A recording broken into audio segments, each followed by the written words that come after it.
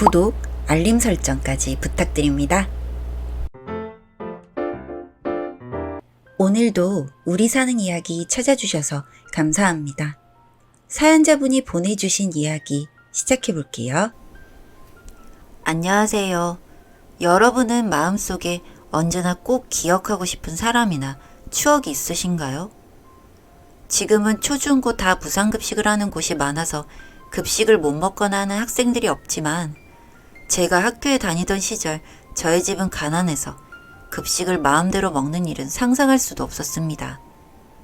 아빠가 가난하다는 이유로 저를 낳자마자 집을 나가버린 얼굴도 모르는 엄마, 그리고 중풍에 걸린 할아버지. 우리 집을 어떻게라도 먹여 살리려고 매일 막노동에 나가시지만 그것마저도 변변치 않아 삼시세끼 제대로 먹기도 힘든 우리 집. 저는 초등학교, 중학교, 고등학교 내내 제대로 급식을 먹은 적은 없을 뿐더러 급식을 먹지 못하니까 도시락을 싸가지고 다녔는데 밥도 조금씩 해서 먹었던 우리 집.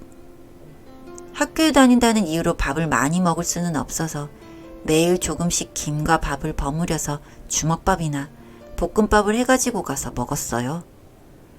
매일매일 똑같은 밥, 질릴만도 하지만 이거라도 안 먹으면 먹을 게 없으니 매일같이 먹었던 것 같습니다. 주먹밥과 우유 아니면 빵과 우유. 점심시간이 되면 급식실로 나가서 맛있는 밥을 먹고 오고 오늘 어떤 메뉴가 너무 맛있었다 하는 친구들이 부러웠어요. 저는 항상 똑같은 메뉴인데 친구들의 입을 통해서 듣지 못했던 새로운 메뉴 이름도 들으면서 저 음식은 얼마나 맛있을까 하고 기대했던 것 같습니다. 게다가 다른 친구들이 다 최신 스마트폰을 써도 저는 관리값 등이 별로 들지 않는 스마트폰을 썼습니다. 계속해서 폴더폰을 쓰기에는 불편해서 아버지를 졸라서 사게 된 스마트폰. 고장이 나거나 액정이 깨지면 죄송하니 얼마나 조심해서 썼는지.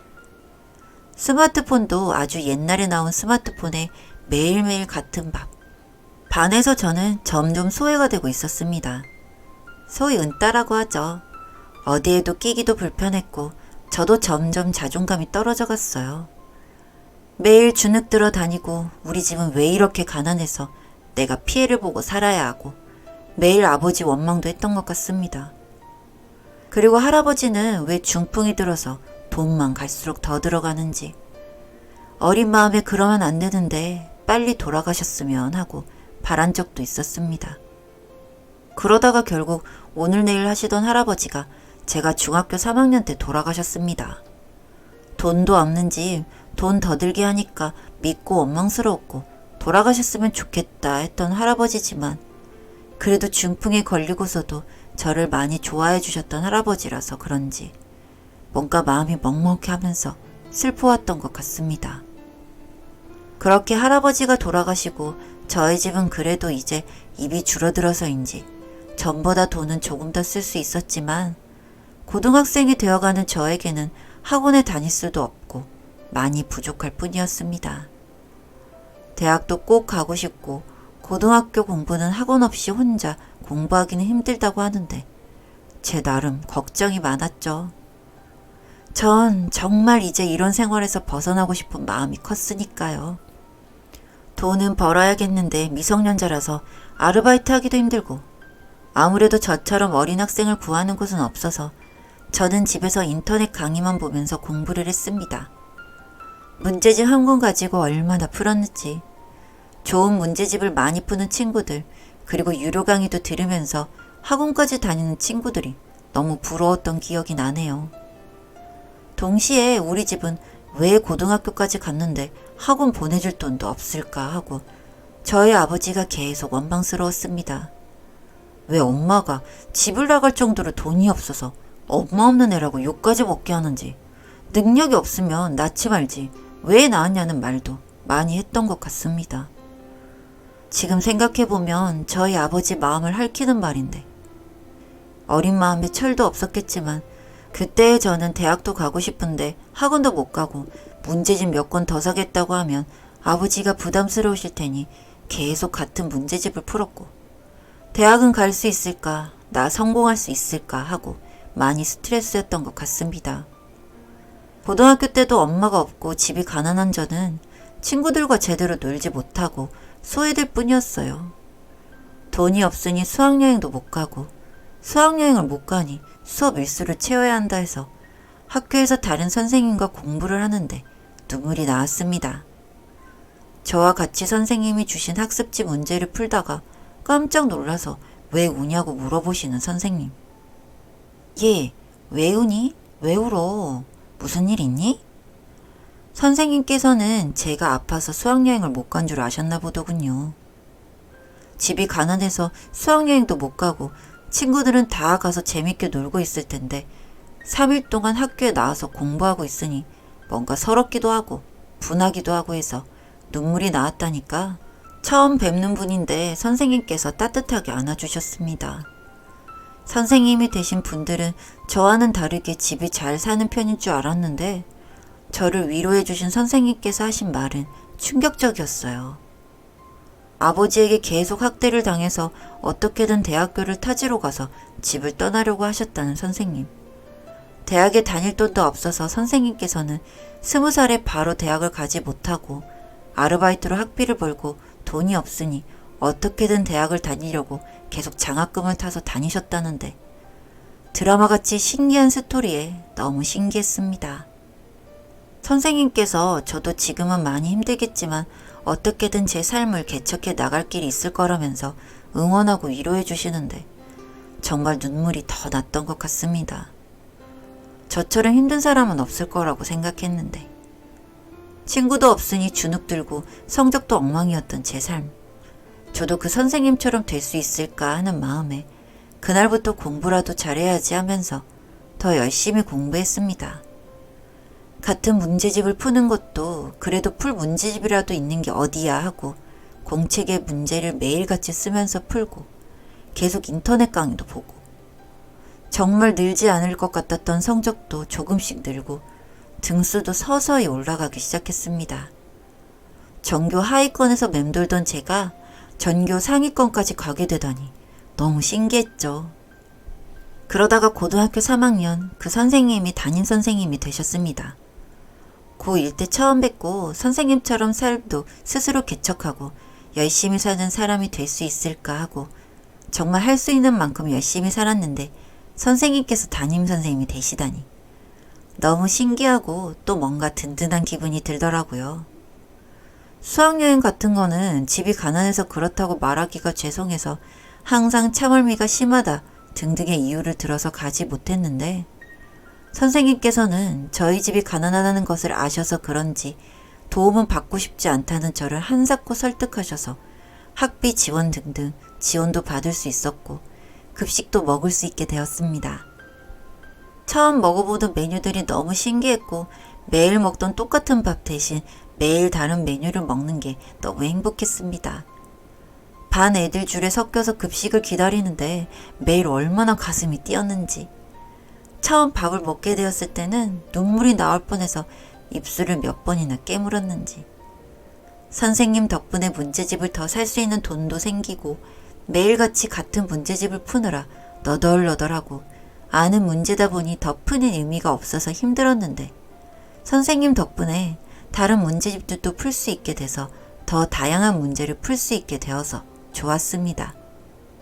그리고 너무 힘들었던 고3. 친구가 계속 없어서 시험이 끝나고도 힘들고 했는데 선생님께서 친구처럼 시험이 끝나면 맛있는 것도 사주시고 제가 가고 싶은 곳도 같이 가주셔서 많이 마음의 위안이 되었고요. 정말 선생님은 제 인생의 나침반 같은 존재가 되셨습니다. 그래서 저는 계속 주눅이 잘 드는 성격 탓에 꿈이 없었지만 선생님처럼 집이 가난하거나 해서 하고 싶은 공부를 마음대로 못하고 급식도 제대로 못 먹는 아이들을 위하는 선생님이 되고 싶다는 꿈이 생겨서 사범대에 지원했습니다. 그렇게 수능까지 보고 대학 발표 당일이 되었고 집에서 아빠와 두근거리는 마음으로 대학 합격 발표 시간이 되기까지 기다렸습니다. 합격 발표 시간이 되고 대학 사이트에 가서 확인을 해봤습니다. 아무래도 대학은 돈이 많이 드니까 부모님께 죄송해서 대학은 하나만 지원해서 조금 불안했는데 다행히 합격을 하게 되어서 합격 사실 보자마자 긴장이 탁 풀리면서 얼굴은 계속 떨리고 계속 눈물이 흐르더라고요. 그렇게 대학 발표를 확인하자마자 선생님께 연락을 드렸습니다. 선생님께서 본인 일처럼 축하해 주시는데 선생님처럼 되고 싶어서 열심히 노력해온 제 인생의 첫 걸음이 막 시작되는 순간이라 생각해서 참 행복했습니다. 제 형편상 돈을 벌기 위해서 취업을 하는 게 맞을 수도 있었지만 선생님처럼 누군가에게 도움을 주고 싶어서 열심히 노력해온 저. 더 열심히 살아도 될까 하고 두려웠기도 하고 두근거리기도 하는 마음이었던 것 같습니다. 그렇게 합격 소식을 들으신 선생님께서는 축하를 해주겠다면서 저를 데리고 맛있는 뷔페에 데리고 가주셨습니다. 뷔페는 아무래도 가볼 일이 많이 없었고 처음 보는 맛있어 보이는 음식들이 신기해서 쳐다보고 있는데 마음껏 먹어도 좋다는 선생님의 말씀에 정말 배부르게 먹었습니다. 그렇게 식사를 마치고 나자 선생님께서 봉투 하나를 제게 주셨습니다. 무슨 봉투이지 하고 봉투 안을 봤는데 그 안에는 셀 수 없을 만큼 많은 돈이 들어있었고 그리고 알 수 없는 하얀 종이도 들어있었습니다. 종이를 펼쳐서 보는데 그 안에는 저를 입양해서 보살펴주고 싶다는 선생님의 의견과 저희 아버지도 동의하신 내용이 들어있었습니다. 이게 대체 뭘까? 하는 생각에 선생님을 바라보니 선생님이 그러시더군요. 아직 아버지께 아무 이야기 못 들은 모양이구나 하시면서 이야기를 시작하셨습니다. 그동안 망노동 일을 하시느라 몸이 수척해질 줄 알았던 아버지는 사실 병을 앓고 있었다고 하셨습니다. 1년 전쯤에 진단을 받으셨는데 암이라고 했고 형편이 어려운 것도 있지만 아버지는 사는 내내 힘들었던 인생이었는데 죽을 때까지 아프다가 가고 싶지 않다고 하시면서 치료를 포기하셨다고 했습니다. 아마도 제 생각해서 더 그러셨을 거라는 생각이 들었습니다. 이 소식을 알게 된 이후 선생님은 저를 입양하고자 했고 아버지는 너무 고마운 마음으로 그렇게 해달라고 하셨다고 했습니다. 굳이 입양까지 해야 하는 건지 그냥 이렇게 지내는 것도 괜찮지 않냐 했더니 그래도 가장 확실한 게 가족으로 뭉기는 게 아니겠냐며 선생님은 말씀을 이어나가시더군요. 정말 이야기를 듣는 내내 너무 마음 아프기도 하고 벅차기도 하고 정말 어떻게 해야 할지 모르겠는 마음에 눈물만 계속해서 흘렀습니다. 돈이 부족하고 가난하니 아버지를 원망했던 지난 시간들. 그래도 저를 많이 사랑해 주시던 아버지인데 저를 선생님께 보내는 게 많이 속상하고 섭섭하지 않을까 하는 생각과 함께 선생님께서 선생님 댁 가족과 함께 저까지 신경 쓰시는 것은 너무 부담되시지 않을까 하는 많은 걱정이 되었습니다. 하지만 선생님께서는 저를 처음 만나서 제 사정을 들은 순간부터 그냥 본인이 아는 학생이지만 어떻게든 도와주고 싶었고 이제는 좋은 가족도 선물해주고 싶다고 하시더군요. 그리고 아버지를 만나서 한바탕 울고 난 뒤에 그렇게 하기로 결정을 내렸습니다. 그리고 그렇게 모든 게 정리가 되자 아버지는 어느 날 아침 눈을 뜨지 않으셨고요. 내 아버지와의 시간들도 소중해서 시간을 많이 보내고 싶었는데 많이 아팠던 나날들이었습니다. 그리고 그 이후 저는 선생님의 가족이 되어서 예쁜 여동생도 둘이나 생겼습니다. 알고 보니 이 동생들도 선생님이 입양을 해온 아이들이었고요.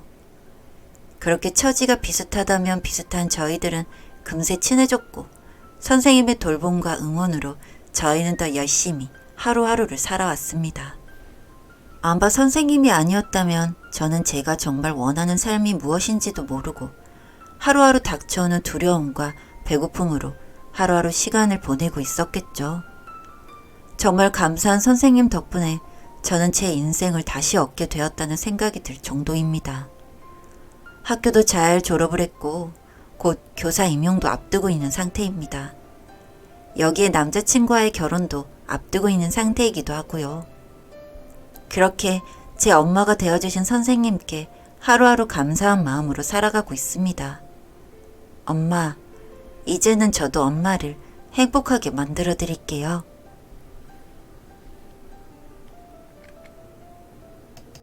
네, 사연은 여기까지였고요. 우리 사는 이야기 시청해주셔서 감사합니다.